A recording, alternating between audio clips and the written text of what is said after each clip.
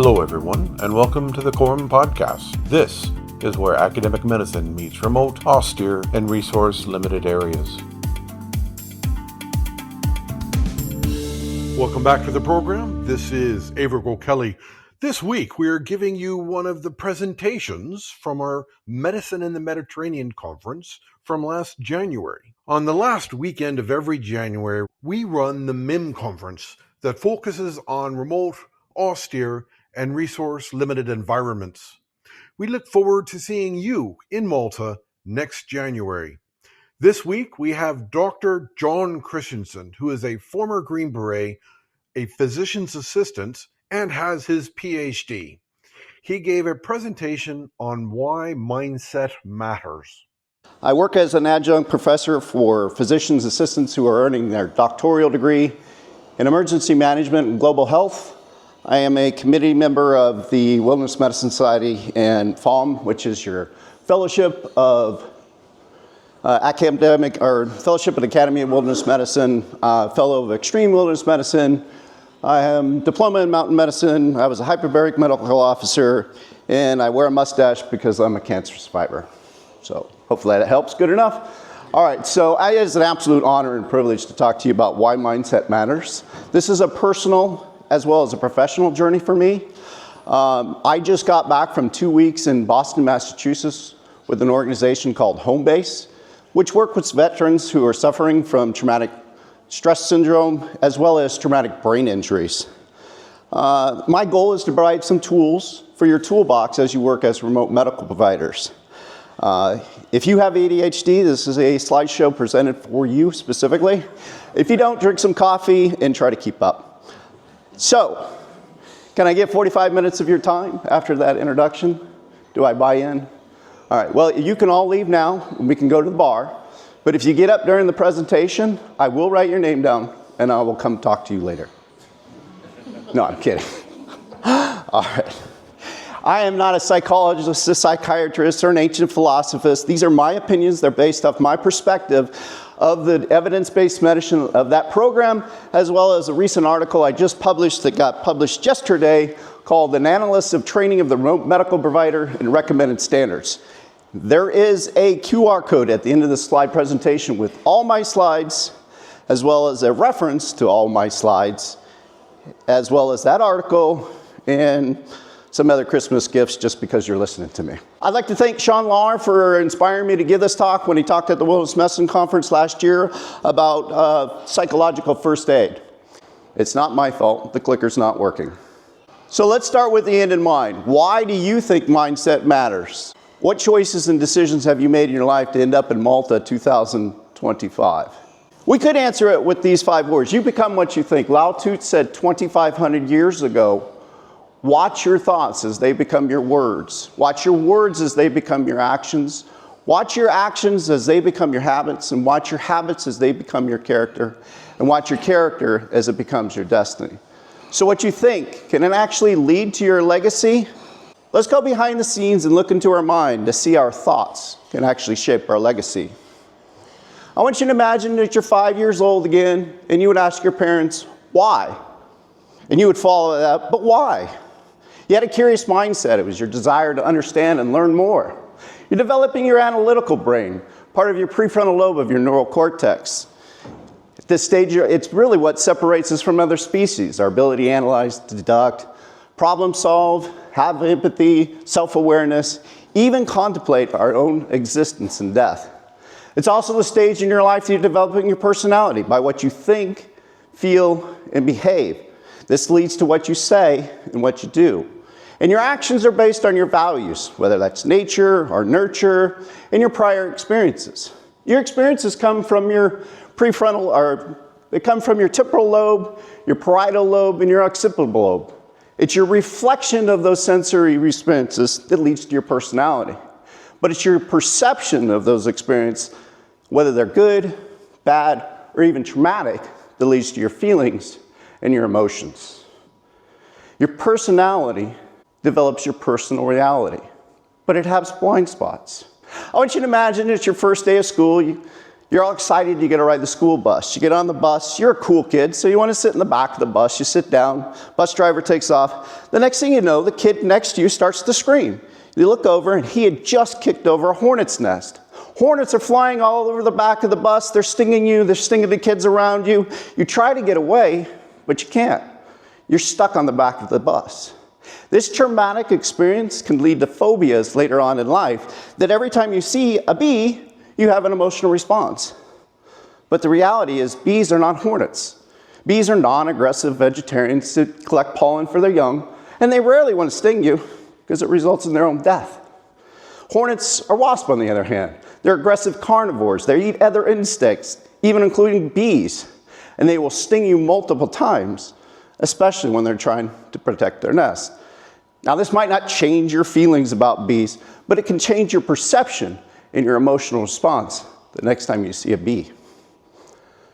Your emotions are part of your limbic system, also your subconscious brain, your chemical brain, your emotional brain. Some refer to it as the ihoris. It's where you develop your character. Your character is based off your knowledge, your skills, and your desires. This can lead to your emotional habits and your aims, your ambition, your inspiration, your motivation. Your character traits are based on your ethics, your ethos, your vedas, whether that's religious preferences, ancient philosophy, mythology, or simply upbringing. Your emotional response based off those ethics leads to your moral compass and your code of accountability and responsibility. Your emotions are part of your amygdala, also your anatomic nervous system. That's where your sympathetic and parasympathetic is. Your flight and your rest and digest. Your hippocampus stores your short-term and your long-term memory. It's also one of the few places in the brain that does neurogenesis. That's the creation of new neurons. Your thalamus relays your sensory information from your neural cortex straight to your amygdala. And your hypothalamus controls your endocrine and your homeostasis. The hypothalamic pituitary adrenal axis is a critical regulator of the chemicals and emotional physiological response that we have to acute stress. And the HPA axis is regulated by the vagus nerve, cranial nerve number 10, that runs from your brain all the way down to your colon. All right, so that's a lot of information. Let's do some megacognition. That's the understanding of our thoughts and the patterns behind them. I'd like everybody to close your eyes. And I want you to visualize with me 5 blind men trying to describe an elephant for the very first time. The first one grabs the trunk and says, "Oh, this must be a snake." The next one grabs the ear and says, "No, it's got a fin. It must be a fish." The next one touches the leg and says, "No, it's a pillar or a pole of some sort." The next one touches the body and says, "No, it has to be a wall." The last one touches the tail and says, "No, it's a rope," and takes a deep breath, and it smells like shit. Their perception of reality is based on their prior experiences and the mental models they developed, which can lead to bias, and their ego and pride gets involved, where they start to argue. Their reflection of their previous experience are based on their sensory inputs from their neocortex, whether that's tasting, smelling, touching, seeing, or hearing. You can open your eyes now. If you open your eyes immediately, then your brainstem's working. It's also what we call the survival brain, the instinctual brain. Your midbrain, your pons, your cerebellum, or your midbrain, your pons, and your medulla quickly processes that sensory information. And your cerebellum motor response tells you to open your eyes and assess that stimulus, whether it's a threat or a challenge. You look at that threat or a challenge, and either you respond to it or you adapt to it, and just realize John clapped his hands because people were snoring. Your reticular activating system regulates your sensory inputs from your neural cortex, your arousal, your consciousness, even your motivation. The RAS cues up neuromodulators like serotonin, your feel-good experiences, leads to admiration, gratitude. Dopamine, your wants, your desires, your cravings, leads to inspiration and motivation. Acetylcholine helps you focus, and epinephrine keeps you alert. What you pay attention to your chemicals and energy flows to. Although controversial, Dr. Paul MacLean referred to it as the tree brain, starting with our reptilian brain, our emotional brain, our intelligence or analytical brain, which allows us to have self-awareness. In our Earth's 4.5 billion year history, it was our evolutionary process that allowed us to gain cognitive abilities and our capacity for reason. But it wasn't until about 70,000 years ago that we actually gained cognitive ability by the use of a flexible language, allowed us to plan and debate, to gossip, to build social trust with social cooperations and networks. It also allowed us to have imaginary realities as collective fictions that are so believable they exist today. Think of Joseph Campbell and the power of mythology. In the 6th century, we started to gain knowledge and inspired by Eastern and Western philosophy. We believed in dualism, that's the separation of the mind and body. Religion came around and we believed in mind, body, and spirit. It wasn't until about the 16th century in Francis Bacon that we actually had a scientific revolution using technology and its usefulness. We started emphasizing mathematics and observation, using predictability and reliability. We could thank Isaac Newton and the laws of physics, so that we could actually measure time and space using a yardstick, thanks to gravity. The 18th century, the age of enlightenment, we realized our ignorance and started to question what we think. The 19th century brought on the scientific revolution actually advanced our technology with people like Albert Einstein and Max Planck. In the 19th century, we had our romantic poets like Emerson, who started focusing on self and one with nature was a theory. Self was thought as selfishness in previous generations, and now it had positive meanings with self-acceptance, self-awareness, and self-reliance. This thought of self-awareness absolutely allowed us to think outside, to have this knowledge of universal, where if we were one with humanity, then we had a moral duty to end all suffering. Yeah, it brought on a new discipline called psychology, which was the study of mind and body. That forward thinking started with Max Planck, it started with William Wundt, who was a German psychologist that set up the first experimental lab. He believed that we could study the brain through structuralism, looking at the brain that did sensation and perception. William James, one of Wundt's students, said that he couldn't study the brain by breaking it down. He believed we should study it from the function and the purpose. It was like two sides of the coin at once. We had functionalism, studying it from the bottom up, or structuralism, studying it from the bottom up, and functionalism, studying it from the bottom down. We also had other perspectives. We talked about psychodynamic or psychoanalytic, evolutionary process, behaviorisms, social norms, and then humanism, our individuality. We didn't have to have supernatural abilities to do and grow. Rogers and Maslow came up. Maslow ended up changing his perspectives on human motivation when he actually went out and studied the Blackfoot tribe, an indigenous population that lived in Canada. And he ended up writing his hierarchies of needs and wants in the 1940s. He based on three different tenets. Basic needs, our psychological needs, and our self-fulfillment needs. It doesn't always go in a hierarchy because we tend to use the belongings and needs of our friends and our family to make us feel safe. John Leach did a similar work on Survivor. He said it was our ability to adapt, the will to live, which is driven by our motivation, that willfulness to do what we need to do. There's also a willingness to live, but a willfulness to give up, what Leach referred to as give-me-up-itis, which we would see in concentration camps and POWs, when victims or survivors would come back and talk about their fellow people that would just give up and die. It was a psychological death.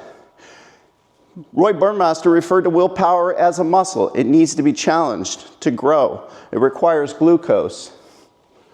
James Stockdale lived 7 years in a concentration camp. He used external motivation to survive by building a tap code system so that he can keep in contact with his fellow brothers. Viktor Frankl survived 3 years in 3 years in 4 separate concentration camps and used internal motivation after he lost his parents, brother, and his wife.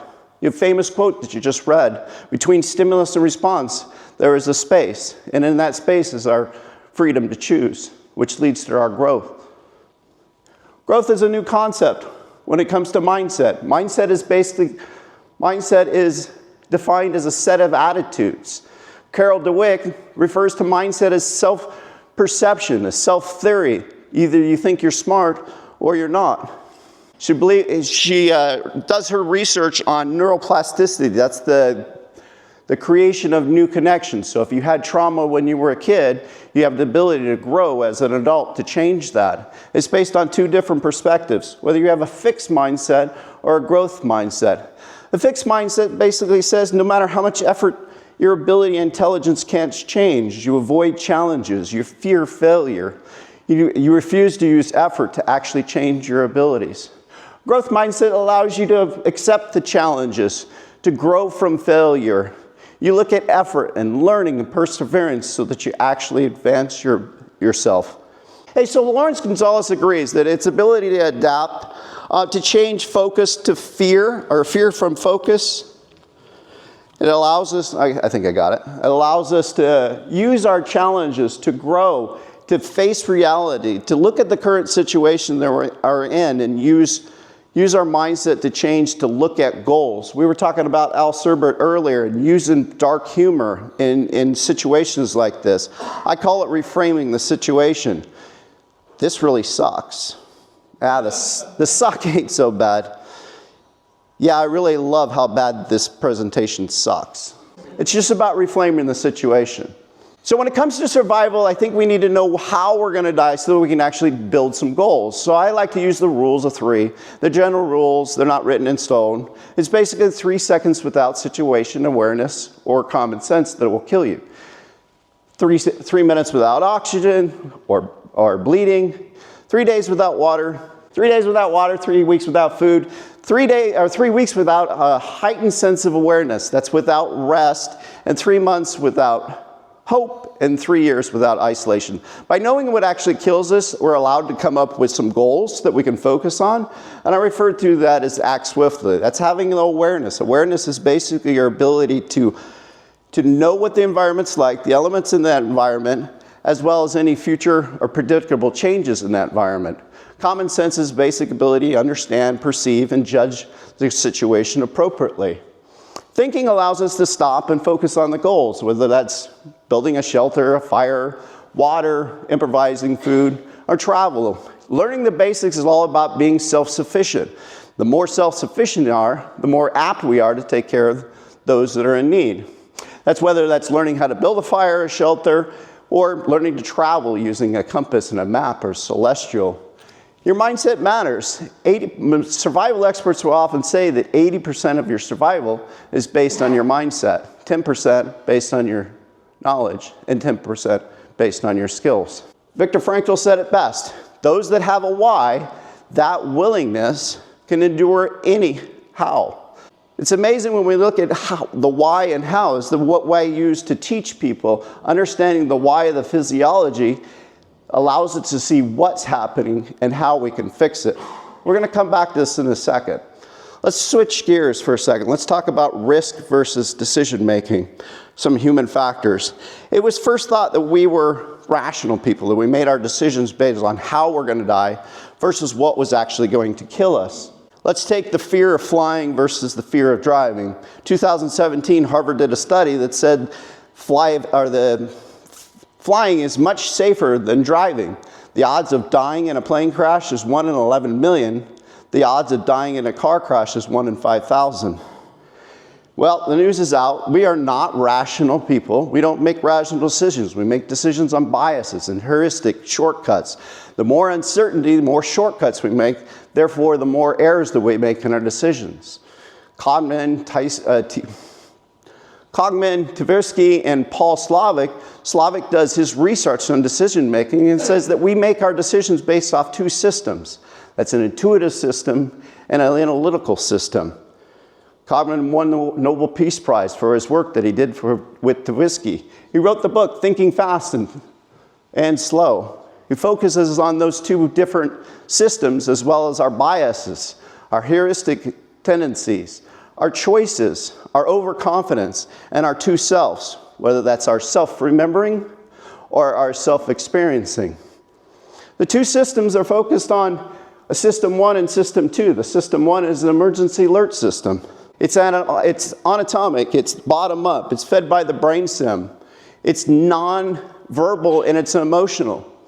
All right, so this system 1, this allows us, the vagus nerve allows us to have neuroception. Neuroception is our ability to sense danger. It's that gut feeling, the butterflies in our stomach. It's maybe that hair that raises on the back of the neck. System 1 it's fast, it's automatic, it's impulsive. It doesn't use glucose and it has no working memory. We talked about human factors before. Typically it takes us 8 to 10 seconds before we change from system 1 to system 2. The most famous of human factors was Sully, the movie. It took Sully, an experienced pilot of over 30 years, to make a decision to land in the Hudson River versus turning back and killing all 155 passengers. Human factors were the first time it was actually put on trial in that decision-making process where it took 35 seconds. Cognitive system 2 is our thinking system. It's slow, it's logical, it's calculating. It uses glucose as well as a working memory. It's our executive feature. It's top down. It allows us to think of what we can control, what we can influence, and what we must accept. It's what I call the CIA analysis. It comes to training in wilderness and remote medicine. We use our intuitive system. We end up doing things when they become muscle memory so that we don't actually have to think about it. So when we get into situations like the Boston Marathon bombings, we actually react without thinking. It allows us to have an analytical brain which allows us to show empathy when we have a polyvagal response. That's where the ventral vagal nerve causes the facial muscles to communicate our distress. It's all part of the fight or flight system. We increase our adrenaline, we increase glucose, we increase glucose, we increase adrenaline, as well as cortisol. This is all good. This allows us to operate and do the things we need to do. But the system can get overloaded where we get too much norepinephrine and dopamine, and it shuts off that signal to the prefrontal cortex. It's what Amanda Ripley refers to as the 3 Ds. We get into denial, we get into decisive moment. Before we can make our decisions, the brain needs to slow down. Take those 8 to 10 seconds so we can actually do the goals like run, hide, and fight for an active shooter. But the dorsal vagal nerve has control and it causes immobilization, disassociation, and that freezing, what John Leach refers to as the statue syndrome, when we stop. Just like 80% of us in disaster situations will stand around like the terracotta warriors. It's called the normal bias, analysis paralysis, an ostrich effect, where we actually just put our head down. 10% will actually have positive reactions and 10% will have negative reactions. I refer to this Pedro's 80-20 principle, where we have 80% of the consequences are caused by 20% of the cause. In disaster medicine, we'd like to be proactive versus reactive. Proactive allows us to plan. Reactive allows us to react. It's important when it comes to capacity building and our ability to mitigate and prepare. I think if humanitarian organizations end up just building go bags for people with 3 weeks or 3 days of water and food and essential supplies, we would do much better when it comes to the recovery phase as well as the response phase. It's about leaders taking control so that they can treat and actually do prevention. Norris and her colleagues did a study of over 165 different papers, 225 different disasters, and said that 40% of those disasters, people had significant to very significant impairments to doing activities of daily living. George Borneo does his research out of Columbia on resilience and says that we have about 2/3 of us are resilient to that. Although 25% of us will have temporary impairment due to PTSD or depression. 10% will have lasting psychological distress, which leads us to hopelessness, a sense of we can't actually handle this, and we lose it. Boston did a research project right before the pandemic and said 6 or 8% of us had depression. During the pandemic, it jumped all the way up to 27%. After the pandemic, it went all the way up to 30%, affecting 1 in 3 out of us. It's not just a US problem, it's a global problem. As you can see in the darker greens, how it affects the world. And I can see that's mostly from Western societies. One of the longest studies ever done for veterans was the longitudinal Vietnam study that showed over 200,000 veterans of Vietnam had PTSD. Still 1/3 of them were affected after 40 years. This graph right here kind of shows a ratio of those people that are affected and how it affects your global burden of disease. If I started with the number on the bottom, 0, I'm completely healthy, I've got no issues. 1 is a ratio meaning death. If you look in the middle, modern COPD, the ratio is 2.25. Metastatic cancer is almost 4. Major depressive is 0.65. So let's use a hypothetical situation here. Say somebody's 40 years old, they're an American, their life expectancy is to live to 80 years old, yet they die at 60. So they died 20 years after they got diagnosed with depression. 20 years times 0.65 is about 13. 13 plus 20 is 33. From 33 years of those 60 years, they lived with depression. That's a problem. I mean, that's a major problem. We all should be taking note of that. Problems to me means passion and purpose. I now have something I can fix. This is my new why. So I'm going to help you find a how and a what to fix this. So George Everly and Jeff Layton, well, they literally wrote the book on human stress response. And I have to read this slide because this is probably the most important slide of the whole text. A little help rationally directed and purposely focused at strategic times is more effective than extensive help given at periods of lessened emotional instability. So probably the most profound book I've read in the last decade on trauma and how it affects us was written by Basil von Dluck. He basically says this: no matter how much insight and understanding we develop, the rational brain is impotent to take the emotional brain out of its reality. So what that's basically saying is we have system 1 and we have system 2. So if we see our patients as first responders, especially for disaster situations, they're still in that emotional brain. During that time, they're in emotional state. How can I affect that emotional state? I can't get them in an analytical state where they're actually thinking, but they're in an emotional state. So this is the how I'm able to affect them. Go to the next slide. We can do that by giving them psychological aid at strategic times when they're in that emotional brain. If I can't affect it from the analytical brain. Psychological first aid allows us to do that with 5 different tenets. That's providing safety. All these slides are at the end. You don't need to take pictures if you don't want to. Safety, feeling calm, making them calm. Self-efficacy, that's giving them goals, things to focus on, as well as providing hope. So crisis intervention is superior to multiple session psychotherapy post-disaster for reducing acute stress. That is probably the most important thing when it comes to our why. So psychological first aid, has anybody taken that? It's used by all our 3-letter agencies. I cannot believe that. One more time, can you raise your hand if you've actually had psychological aid? Any type of training, psychological aid. Okay, any type of training. Okay, that's much better. And I was going to say, because that's just terrible, right? Every single person in here should have it. And the reason why is because what we can do, we can affect it in the position you guys are in. As first responders is the most important time. So it's used by most of our 3-letter agencies, FBI, DOE, American Red Cross. It's all about supporting, giving passionate presence. It's sitting down and talking to your patients. It's building that connections. It's stabilizing and mitigating that acute stress during that emotional brain state. It's also allowing us to continue to have conversations to see if they're going to develop any other psychological injuries, especially when it comes to disasters. Mental health issues far outweigh physical casualties. Dr. Conan was the FEMA director during 9/11. He would talk about how he had 20 different camps, and he was having 400 patients come to the camps a day.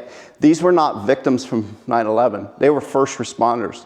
They were dealing with that sense of hopelessness, the overwhelming sense of being on 9/11, and they could not do anything about it. That surge demand far exceeds the surge capacity we had. And that's why it's really important when it comes to humanitarian aid and having an indigenous approach. Disasters are local. We end up coming in 24 hours later at best. When we can actually do capacity building at that local stage, we're much better, especially in places like the Philippines or other developing countries. Psychological distress, trauma, and suicide is also contagious. Imagine being in the Superdome for 2-3 weeks. And how do you adapt and how do you overcome that? Well, Salias talked about it back in the 40s. He said, well, basically we have an alarm stage. Either we get it all clear and we recover, we return back to homeostasis, or we end up adapting, or we can get to the stage where we just get exhausted and we get overwhelmed. This is what we refer to as shift working. If you work shift work, you have that rise of that anatomic nervous system. The sympathetic system goes up and down. We build cortisol. That can be a good thing, but it can also be a bad thing when it takes time and it puts a toll on it. It puts a toll on us. As you can see with McEwen in his slide, referring to this stress that we go through, whether it's at home, we get angry because we're driving, or we go to the ER and we're doing trauma all day. This load of overwhelming stress can lead to what Ulf Sandström refers to as the bucket of resilience. Think of a bucket full of stress where it goes up and down throughout the day. And we end up having triggers. Triggers are those sensations that we get, the smells, the sights, the hearing of things, where it causes stress to go up and up and up. And the only thing we can do is use the spigot that's on the bottom and rest, or come with recovery drills so that we relax and we calm down, we deal with the situation. But when a major event like trauma comes in, that stress can go over the bucket and it spills. We get panic and apathy. It's what Stanley refers to widening that stress zone.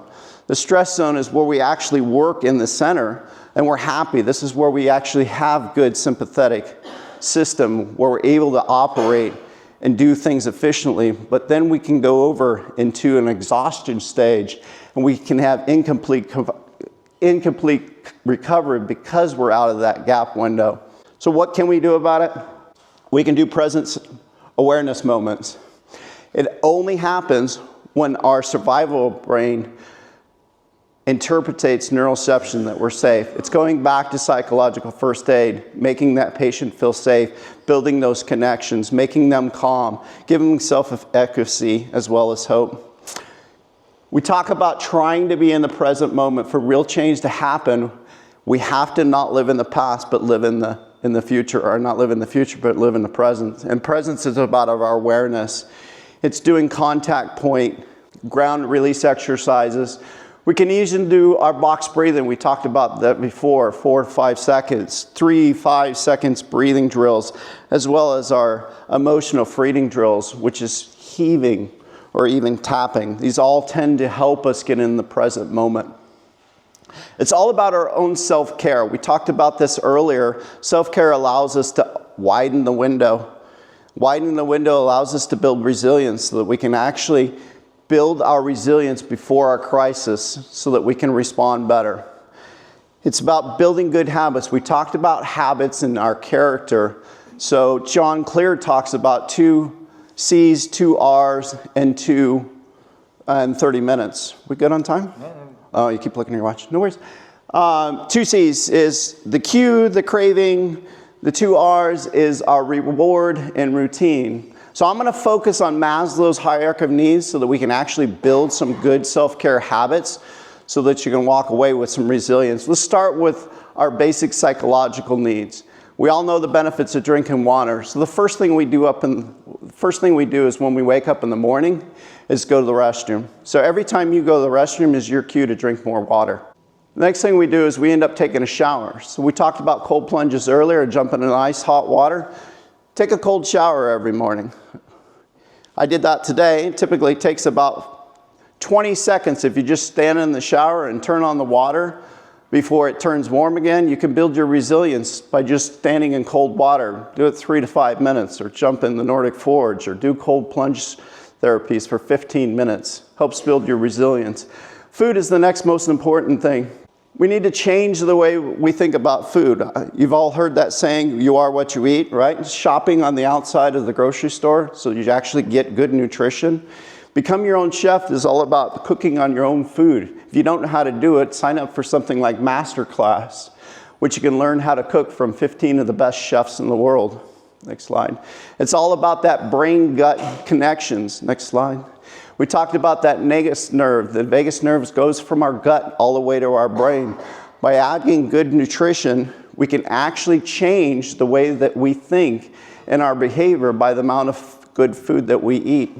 We produce 90% of our serotonin in our gut. So the better we eat food, the more it actually helps with those neurotransmitters and changing the way that we think. Sleep is probably the next most important thing. It allows us to turn on that spigot so we reduce our stress. It also helps combat depression. Insomnia is one of the single strongest predictors of clinical depression. Harvard did a study that showed that if you sleep less than 5 hours versus those sleeping more than 8 hours, 5 hours actually cause a increased risk of dementia by 2%, and also increase the risk of death by 2%. So the pineal gland actually refers to our ability for melatonin to come up high, which is our circadian rhythm. So when we actually use a phone at night and we're staring at it, what are we actually doing with our visual cortex? We're actually causing more increase of serotonin, which is the opposite of melatonin, and therefore we can't fall asleep. So the first thing to do when it comes to getting better sleep habits is throw your phone away, put it in the bed. Our next thing is exercise. I always refer to as you don't have to be faster than the tiger, you just have to be faster than the slowest guy. Unless, of course, you are the only guy. You know, next slide. Before the David Goggins year and you know, you can't hurt me and 40%, George Patton came up with the same thing. Basically, he was saying, never let the body tell the mind what to do. The body is never tired if the mind is not tired. It's all about changing the way we think about exercise. Our muscles are our largest system in our body. There is a ton of evidence that shows that building strength increases our ability to have cognitive performance, as well as reducing our muscle injuries and increasing our athletic performance.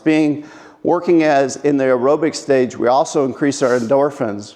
Talk about the runner's high. It increases dopamine, serotonin, and as well as norepinephrine. It also increases those neuroreceptors that help with reducing stress, like GABA and AMP and BDNF. Cortisol is one of those stress releases that we talked about being a good thing, but it's also a bad thing.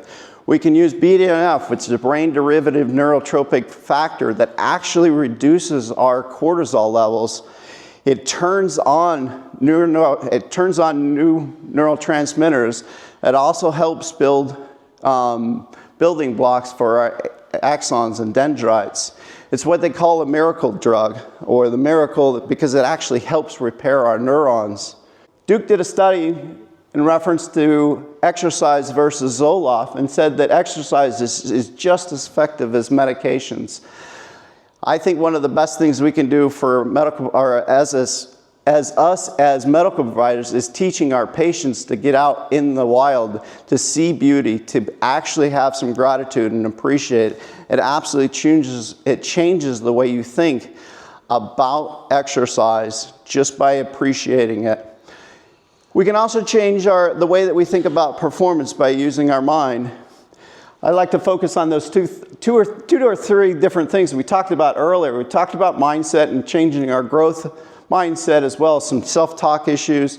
We did some visualization earlier, and we'll talk about deliberate practice. It's all about building better performance. We do this in SF training where it allows us to build resilience. We talk about visualization drills. We do self-talks. We even practice some meditation type exercises. Most people ask what it takes to have a special operations mindset. Well, Livingston actually wrote a book about it and talks about it. I usually refer to it as we're selected and assessed on our paid attributes. That's our physical ability, our persistence, the ability to adapt, our aptitude that's above par, our ingenuity and our intellect, our discipline and our desire, our discipline as well as our determination. Dan Plunk worked with the SAS and he got too operational, got to a stage where he ended up working too much and ended up writing a book called The Resilience Shield. It's a great book when it comes to building up your resilience by following the 6 different tenets that he refers to as our mind, our body. If you can get through the insufferable narcissism of Nazem, he actually writes some really good books. He talks about the Anti-Fragile book, and in it, it refers to being a stoic as somebody who transfers fear into prudence, pain into information, and mistakes into initiation, and desire into undertaking. It's actually changing from just adapting and being resilient to actually being innovative, so that you're no longer actually just learning to adapt, but you actually change the way you think so that you evolve.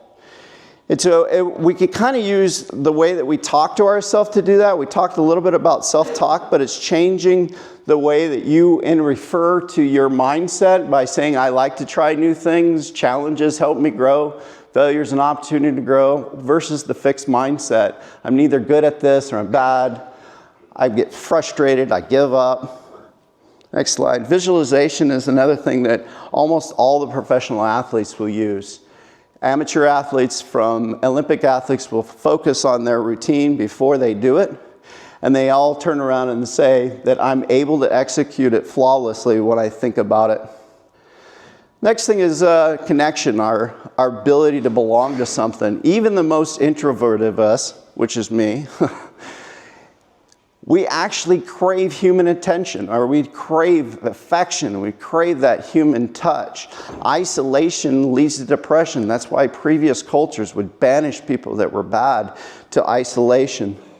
Having a connection to something that's bigger than you brings anchoring to your life. When you're able to connect after a trauma with other people that are able to associate, this is what we were talking about earlier, the cognitive behavior, getting together with people that experience the same experience as you builds that connection, and you can bond and you recover and you cope better. Mentorship, this is probably one of the most important things. We all tend to need to be working ourselves out of a job. I've been trying to do that for the last 35 years. That basically means that anybody that comes under me, I want to mentor them. I want them to become better so that they can take my job. Successful people look for people that are smarter than them. They grab people that can mentor them and make them better. We tend to associate with 5 people that we most work with. We become like them. So associate yourself with people that are better than you. We need that human touch, that shoulder touch to say, Eric, it's okay. I know your slideshow sucks. It's okay. Right? It's about growing. It's about being a mentor. Next slide. Reading is probably the next most important thing. Go to the next slide. I love how you can read 3 different books from 3 separate eras and how they connect together. The Book of the 5 Rings and Working on Yourself. Cardigan's book about communication, how to be a more effective speaker. And this is absolutely fun. Eric is killing me. The Effectives of Highly Effective People, Cohen, just basically making you more successful because you end up developing good habits. Next slide. Right? It's whether you read for the function, the purpose of it, versus reading for the pleasure of it, the structure, the sensation of other people's experiences. It's about building that neuroplasticity, that connection so it can change your behavior. Next slide. Journaling allows you to write down your thoughts, allows you to change your emotions. You know, and instead of focusing on fear, you can turn it into motivation, anxiety into trust, doubt into challenges, guilt into gratitude. We can look at shame and change it to our empathy, jealousy to inspiration, and judgment to appreciation, and depression to traumatic growth. Self-actualization. So meditation, when most people talk about meditation, they think of this Zen state taught by the ancient yogas. You know, it's a wrestle with the mind so that you can get to Mahushka, which is kind of that salvation stage. Go back. How many of you are still thinking of that pink elephant? Nobody? All right, if I told you about the pink elephant paradox, who still remembers the Bhagavad Gita sitting on the pink elephant at the beginning of the 160 slides? Well, that's good, actually, because you just wrestle with the mind. So 80% of our thoughts are negative thoughts. So right now, negative thoughts, 95 of those negative thoughts are thought again. So we continue to think of the things that we thought about before 90% of the time. So if we have 80% of negative thoughts throughout the day, how much do you think that messes with our mindset, right? So we can end up looking at science and saying, hey, how does meditation help? What can help with that specifically? Go back. There we go. It helps reduce stress. Take a deep breath. It allows you to be a little more self-aware. It improves our sleep, which is probably the most important thing when combating depression. It lengthens our attention span, it helps with pain, and it can make you more gracious and appreciate the things that we have when a clicker works. So mindfulness, whether you're using it for stress reduction or cognitive behavior therapy because of emotional issues or traumatic issues, mindfulness is simply noticing that you're noticing. It's allowing to change the thinking from doing to being. So we can look at striving and allowing and accepting that the clicker doesn't work and this presentation goes back. Great. It allows us to accept what's going on. It allows us to avoid negative behavior and start approaching and changing the way we think. It changes thoughts as fact to thoughts of mental events. Next slide. So when I start first looking at mindfulness and this whole traumatic issues, I ran into this guy, Joseph Demenza. He's a chiropractor that started talking about meditation and stuff, and I thought he was a quack until I saw how much scientific evidence that he was putting out that showed how much meditation can actually change who you are as a person. Next slide. And that you can heal the body. Beliefs about ourselves in your life are created from your past experience. I heard that all this morning. I mean, I was literally emotional by the discussions that we had this morning because they bring back memories, right? And those memories, our neurological thoughts, drive those the feelings that embrace our biology. So if we're constantly living with those negative thoughts, think how that affects us.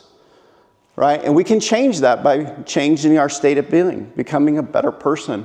It's all about finding your own flow, though. Right? Next slide. So memento mori. We kind of talked about, now that we're coming close to the end, all things must die, right? Good thing. Prima donna mori is that worst case scenario that was discussed by you. Talking about worst case scenarios. Like your slideshow falls apart. Your clicker doesn't work. What do? Can you react to that? Whatever the worst case scenario allows you to focus on, how do I get through that? So focus on death, right? If you died today, what legacy did you leave behind? Do you have regrets? Are you satisfied? Are there things that you want to change? So as I said at the beginning, this is a personal journey for me. It's a professional journey, but it's a personal journey for me. So when I was 15 years old, I was labeled as a dyslexic, derelict, juvenile delinquent. I just got kicked out of military school twice. I knew I'd never go to college, let alone graduate high school. So when my brother's friend asked me, what you want to do with your life? I said, well, I want to jump out of airplanes and put out forest fires, and I can turn my skis both ways, so I'm going to try ski patrol. He said, we do that in the Ranger Battalion. We jump out of planes all the time and we start fires. We even do this winter warfare stuff. And I was like, oh, that sounds pretty cool. What do I need to do? He said, well, you need to get your ass in shape and memorize the Ranger Creed. And when I read the Ranger Creed, and I was like, wow, there's some ethics, ethos in there. They're pretty damn good. So I signed up, took the test, and I got a 95 GT. And if you're in the military, you know a 95 GT is so low that you only qualify for one thing. That's jumping out of airplanes and starting fires. So I did 32 years in the military. And I learned a couple things. I learned that passion, purpose, and perseverance will get you where you want to go in your life's journey. I learned that discipline, drive, and determination will keep you on the road less traveled. I learned that family, friends, and faith will help you get through life, especially when you fall down or get lost. They're here to pick you up and put you back on the road again. So success for me is not about the badges and medals they pinned on my chest. It's not about the alphabet soup that's after my name or the monetary things that I've gained. But for me, it was about the growth of change that I made in my own life and the difference that I made in others. And that's why mindset matters to me. Thank you.